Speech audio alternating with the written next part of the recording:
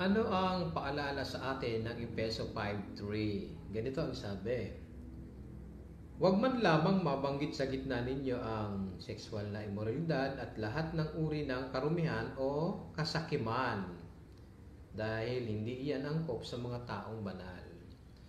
Ano ang itinuturo sa atin ito? Oo, alam niyo ba yung taong sakim? Oo, hindi yan angkop at hindi nakalulugod dyan sa Diyos. Ang kasakiman ay maaring mahayag sa pag-ibig sa salapi, sa paghahangad ng kapangyarihan o pakinabang, at kasibaan sa pagkain o inumin o sa pagkagahaman sa sekso o iba pang material na mga bagay. Binababalaan tayo ng kasulatan na iwasan natin ang di magandang katangiang ito.